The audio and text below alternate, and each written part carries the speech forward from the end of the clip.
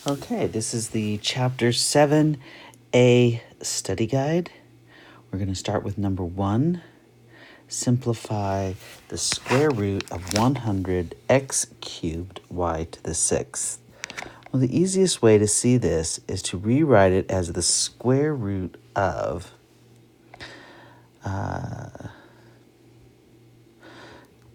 10 squared x squared x, because x to the 3 is x squared times x, and y to the 3rd squared. Now you can see all the squares. So you just pull out all the squares. So I've got 10x y cubed, and inside the square root, I'm left with x. So this is one method for solving this. And since we're going to be doing this a couple of different times, I'll give you different methods each time. All right, so here we have find the exact area of a triangle with sides. Okay, this is Heron's formula, sorry.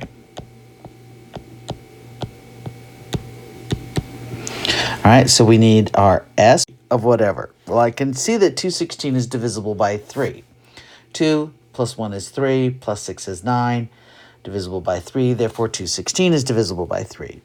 So, whoops, that was a weird one. 216 divided by 3 is 72, which I can see is also divisible by 3. And that leaves me with 36, which is divisible by 3. Again, it looks like I'm writing it 2, so let me fix that a little bit. Okay. Oh, sorry. 36 is half of 72, not divided by 3. Divided by 3, I have 24. So, well, that gives me 8. But I have 3 3s, so I can pull it out. So I have 3 cube root of 8. And then, let's see. Okay, sorry about that. 8. Now we know that we're going to have a cube root of 8, which is 2. So what I end up with is 3 times 2, or 6. I have 3 3s, and inside the 8, I have 3 2s. So they come out, and I've got 6. All right, so now we're going to move on to number 4. You simplify this. We're looking for 4th roots. So we first have to simplify 80. 80 becomes 8 times 10. Well, this is 2 cubed, and this is 2 times 5. So I've got 4 2s right here. So I can pull out a 2.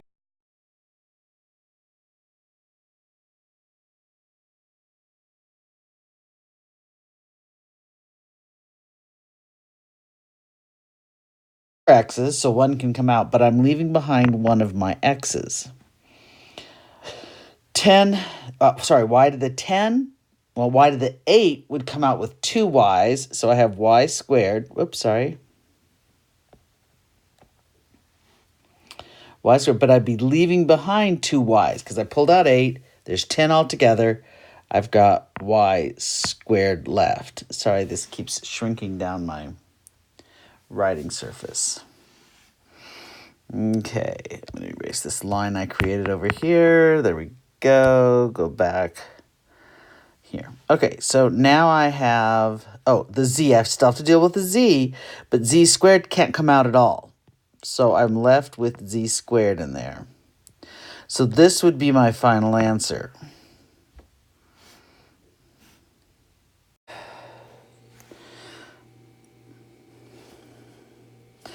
Okay, so now we're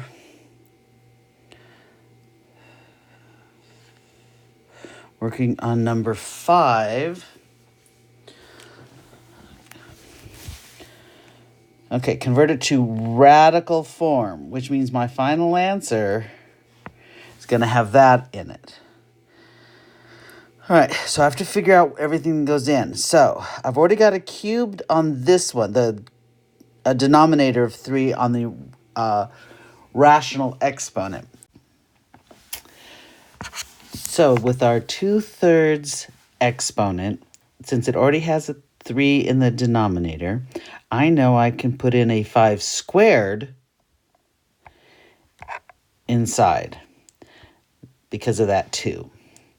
Now my x to the 4/3 again has a 3 denominator, so the 4 sticks, and I have an x to the 4.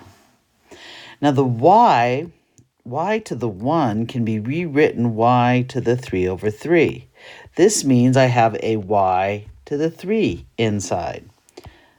The z squared can be rewritten as z to the 6/3, which is 2. So that means that a z to the 6 is inside. Not very good at that. Z to the 6. So this would be my final answer. Okay, so now we're going to move on to number 6. If 4,000 is invested in an account with interest compounded annually at 5%, use the formula A equals P times 1 plus R to the T. This is just a matter of plugging in the values you're given, okay? So, A is the amount. Find the account balance. So that's what A is. Okay? P is the principal. So P is equal to 4,000. R is the interest rate as a decimal. So in this case, 0.05. T is how much time.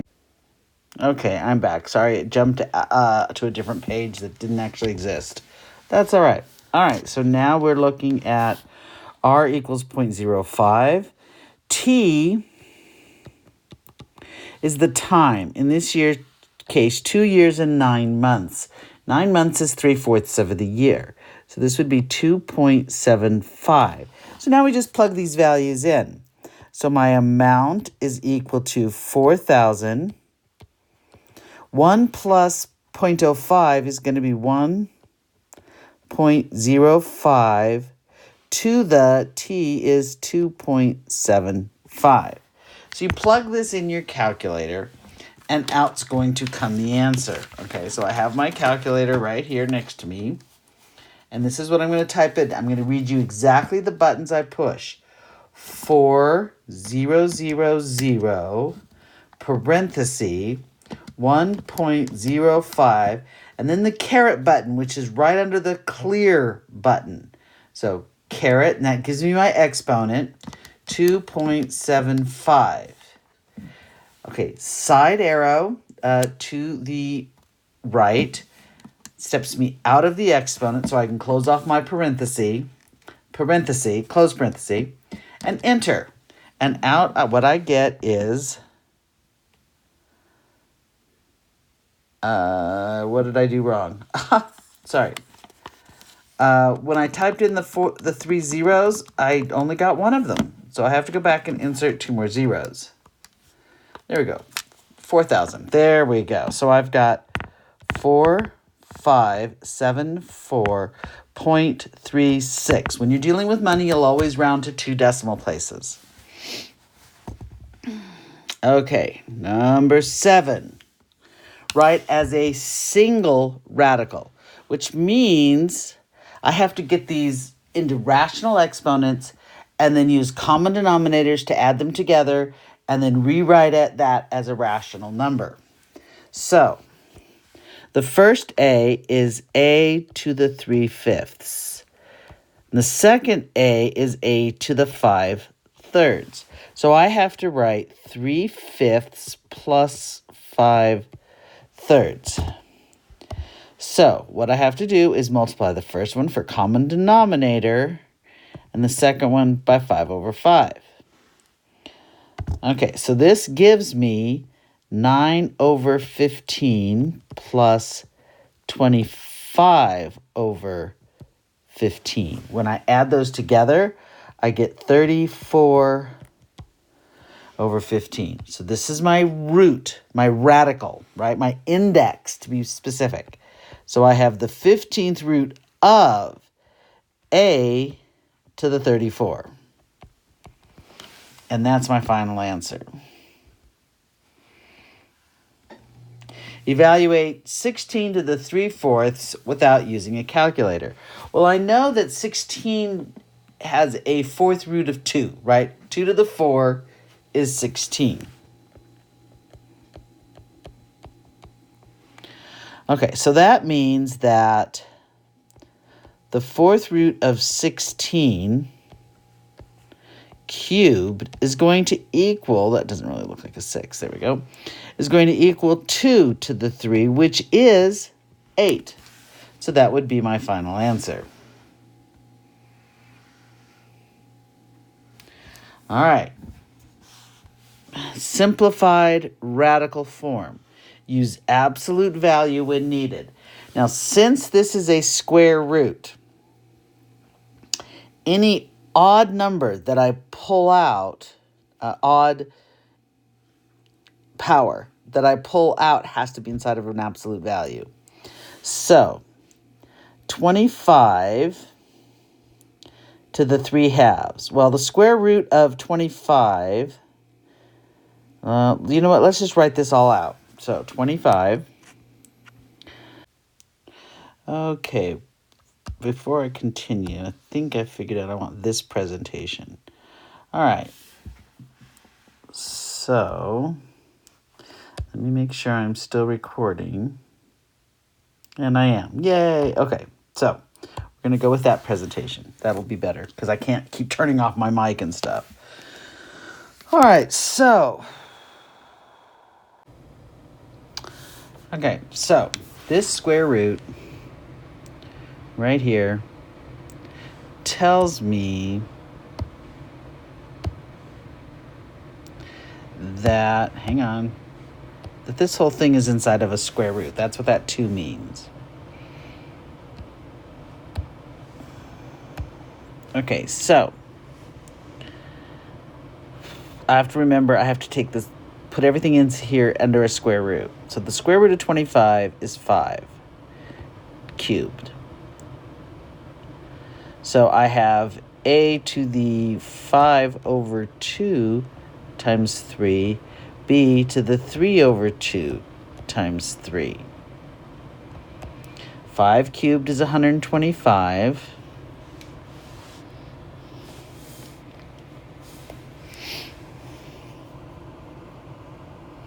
Okay, a to the 5 over 2 times 3 is 15 over 2. So that's 14 over 2 plus 1 over 2. Well, that's 7. So I've got an a to the 7 outside, but that's an odd number, so it has to be in a radical. Absolute value. And then I'm going to have a square root of a, because I only have one of them, see, 1 over 2. So I have an a. Now the b to the 3 to the 3 over 2 times 3 is 9 over 2, which is 8 over 2 plus 1 over 2. So that's 4. So I have b to the 4 out here. That's even, the 4, so I don't need an absolute value because it's going to come out positive regardless. And I'm left with 1b inside. So my final answer is going to be 125 times the absolute value of a to the 7 times b to the 4th, square root ab. Okay, so it's long and complicated, but there you go. Lots of little details. Okay, so now I'm going to simplify this. So I have to look at each of these radicals and try to break them down to have the exact same radicand. Okay, so we all remember what the radicand is, right? That's the number inside the radical. Okay, the radical sign.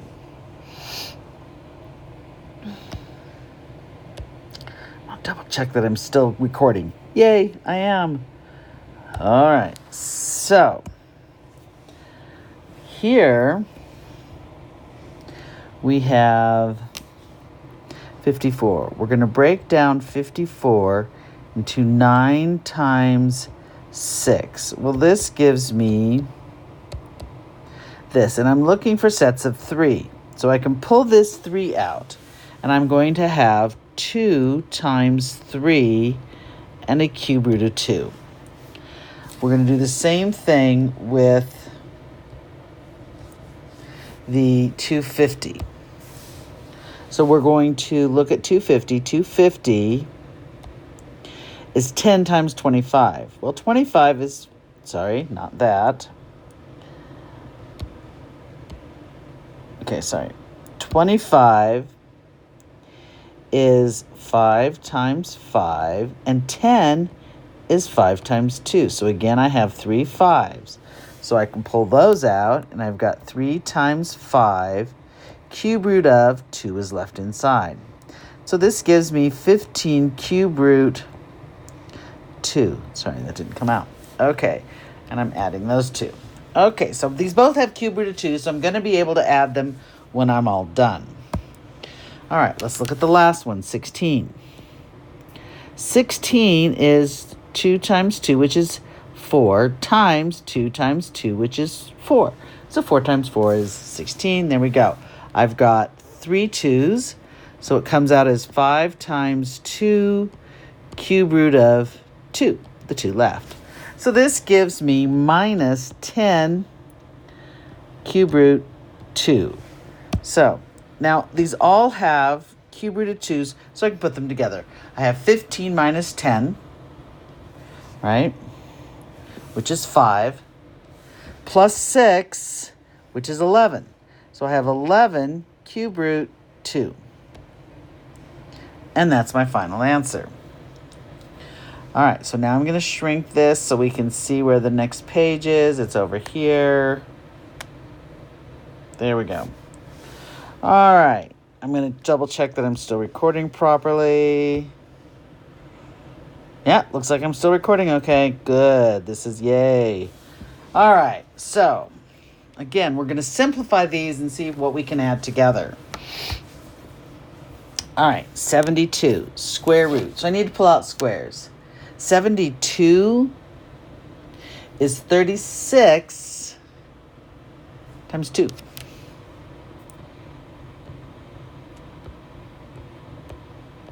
So the square root of 36 is 6. I can pull that out. So I have 6. I can't pull out the x, but I can pull out the y because it's squared. I left the 2 inside, that 2.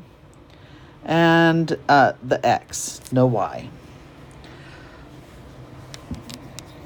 All right, the next one, 24. Well, that's 4 times 6, so that's 2 root 6. So I'm adding 2. The x and y I can't do anything with. They have no exponents. They're just left inside my radical. So I have square root of 6xy. Well, notice I'm not going to be able to put those two together, because I've got a y root 2x and a root 6xy. Totally different radicals and variables. They have to be identical before I can do anything with them. All right, so now this is 18x. So 18 is 9 times 2. So that 9 can come out as a 3. So I now have 8 times 3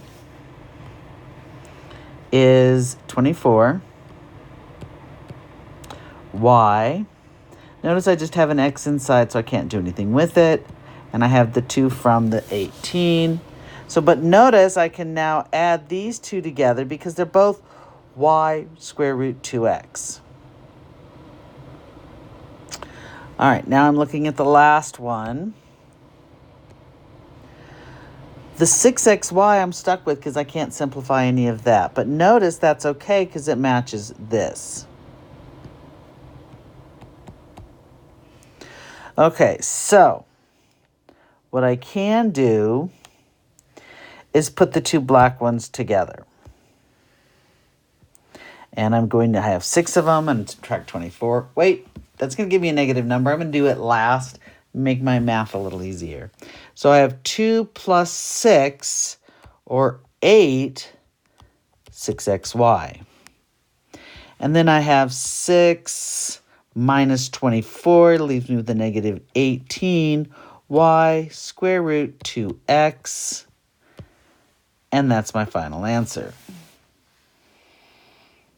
Okay, so on number 12, we have a couple of sneaky little things. All right, everything's still working, just double checking. Okay, so here I have this one. I'm actually going to do a little erasing, got some random, well, they aren't going to come off. That's okay then. Make sure I'm using a different color, that'll help. Okay, I have, this is kind of a sneaky thing. 2 to the x minus 1 is the same thing as saying 2 to the x times 2 to the minus 1. Well, minus 1 means I move it. If it's in the numerator, it goes to the denominator. If it's in the denominator, it moves to the numerator. So this is also the same thing as saying 2 to the x over 2 to the 1. So I'm going to write it this way instead. Okay, so I've got 4 times 2 to the x plus 8 times 2 to the x over 2. But 8 over 2 is 4, right? So I'm left with the 4. So what I actually have is 4 times 2 to the x plus 4 times 2 to the x. This is going to give me 8 times 2 to the x. But wait a minute. 8 is 2 to the 3. So what I actually have is 2 to the 3 times 2 to the x. Well, this gives me 2 to the x plus 3. That is my most simplified form. All right, now we're going to do number 13. Now, these are kind of sneaky because they're not in the same order. Notice I have the first is the last, and the last is the first, and it gets complicated. And they have to be exactly the same with the plus or minus difference to be conjugates. But I can rewrite the plus, because it doesn't matter whether I say root 5 plus root negative 5 or root negative 5 plus root 5. I can do that. Negatives I can't swap around like that, but just an addition I can. So I'm going to rewrite. I'm also going to change this negative into an I. So I have I root 5 minus root 5 times, I'm going to swap these around, I root 5 plus root 5. Well, now I have conjugates. The first terms are exactly the same. The second terms are exactly the same. The only thing that changes is that sign in the middle. Conjugates. These give me the difference of squares. You've got to remember this. This is a very important concept throughout all of math. All right, so I square the first. So I have I root 5 squared, and I subtract, and then I square the second, root 5 squared. Well, when I square root 5, I get 5. So this becomes 5I squared minus 5. But what's I squared? Remember that I squared just changes the sign. It's a negative 1. So now I have negative 5 minus 5, which gives me negative 10. And that's my answer. Yay! So I was able to simplify that all the way down. Now this one, they are not conjugates, okay? Notice that I've got a 6 and a 4, and then a 3 and a 2. So they're not conjugates. So I'm going to have to fully FOIL this. All right, so we're going to do 6xy times 4x square root y. So I've got 6 times 4 is 24. X times x is x squared. Root y times root y is just y. All right, now I do it over here. 6 times negative 2 is a negative 12. All right, and then x and y. And then I have a square root of y times a square root of x which is the square root of xy. All right, now I'm going to multiply this one. 3y. This is going to give me 3 times 4 is 12. Y and x. And then the square root again of xy. So these two I'm going to be able to put together. Okay, now I'm going to do the last one. 3 times negative 2 is a negative 6. The y's give me a y squared. And then root x times root x gives me x. So now I can put these together, but notice that's going to fall out. Okay, so this is going to give me 24x squared y and a minus 6y squared x. Okay, now just to be sure, I'm going to double check my negatives and positives. So the 24 should be positive. The first 12 should be negative. The second 12 should be positive, and the 6 should be negative. Yeah, that's right. Okay, so we've got our answer. Nothing I can do to simplify those. All right, find the perimeter of a rectangle whose width is and whose length is. Okay, so remember that perimeter is 2 times the width plus 2 times the length. So I have 2 times the width, 3 minus radical 8, plus 2 times 2 plus 2 radical 2. Okay, I've got to distribute the 2's in. So I have 6 minus 2 root 8 plus 4 plus 4 root 2. Okay, but we got a tricky thing here. Root 8 can simplify. Root 8 is 2 root 2. So that means this is really 4 root 2. Because the 2 on the outside multiplies by the 2 that's coming out from the 2 root 2 for the 8.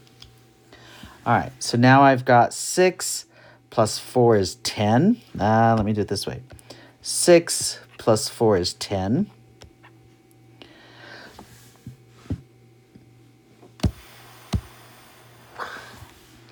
And this is a minus, right? So the minus 4 root 2 and a plus 4 root 2 cancel, don't they?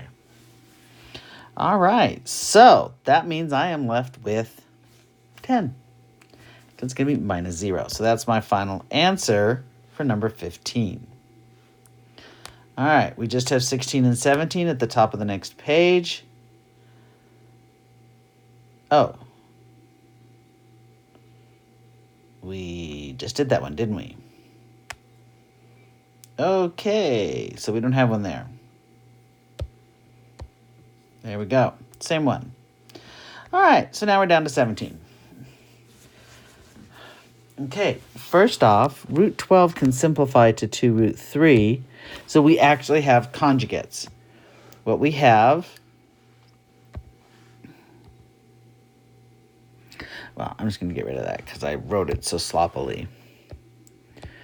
Root 12 is 2 root 3, so I have 2 root 3 minus 3 and 2 root 3 plus 3.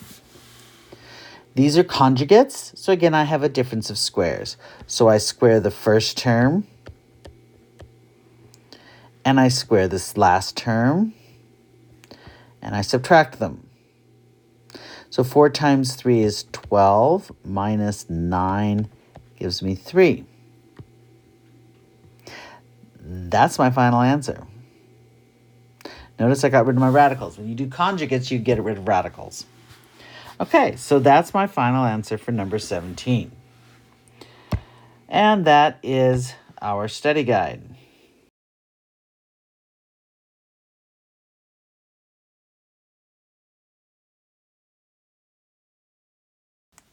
Apologies, hang on.